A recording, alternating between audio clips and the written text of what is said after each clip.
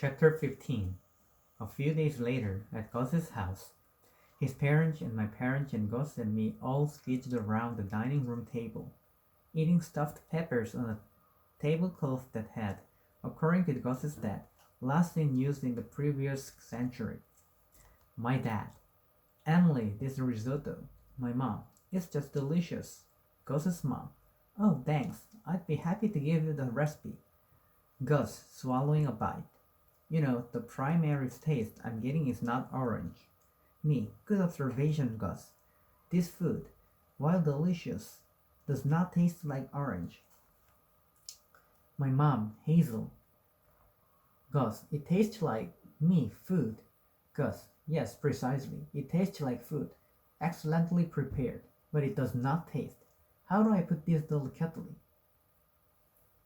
Me, it does not taste like God Himself cooked heaven into a series of 5 dishes, which are then served to you accompanied by several luminous balls of fermented, bubbly plasma, while actual and literal flower petals floated down all around your corner side dinner table. Gus, nicely phrased. Gus's father, our children are weird. My dad, nicely phrased. A week after our dinner, Gus ended up in the ER with chest pain, and they admitted him overnight. So I drove over to Memorial the next morning and visited him on the fourth floor. I hadn't been to Memorial since visiting Isaac.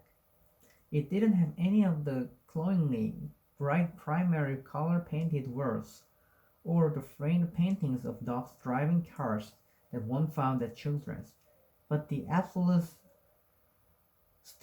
sterility of the place made me nostalgic for the happy kid bullshit at Children's. Memorial was so functional. It was a storage facility, a crematorium.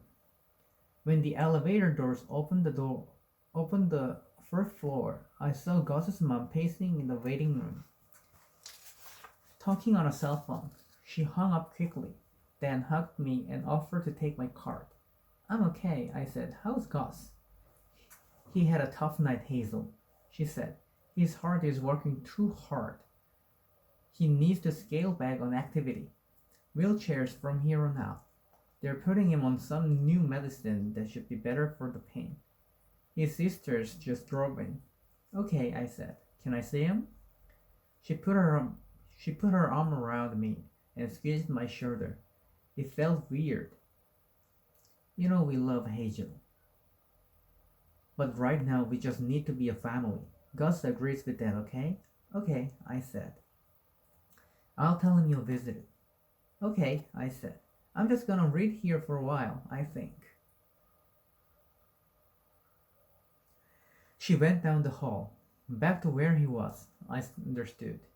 But I still missed him. Still felt maybe I was missing my last chance to see him. To say goodbye or whatever. The waiting room was all brown carpet and brown overstuffed closed chairs.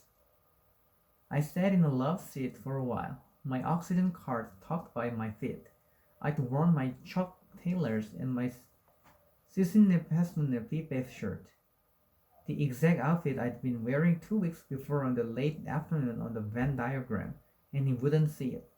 I, I started scrolling through the pictures of my phone, a backward flip book of the last few months, beginning with him and Isaac outside of Monica's house and ending with the first picture I'd taken of him, on the drive to Funky Bones. It seemed like forever ago, like we'd had this brief but still infinite forever. Some infinities are bigger than other infinities. 2 weeks later, I wheeled Gus across the art park toward Funky Bones with one entire bottle of very expensive champagne and my oxygen tank in his lap. The champagne had been donated by one of Gus's doctors, Gus being the kind of person who inspires doctors to give their best bottles of champagne to children. We sat, Gus in his chair and me on the damp grass, as near to Funky Bones as we could get him in the chair. I pointed at the little kids goading each other to jump from ribcage to Schroeder, and Gus answered just loud enough for me to hear over the din. Last time, I imagined myself as the kid. This time, the skeleton. We drank from paper Winnie the Pooh cups.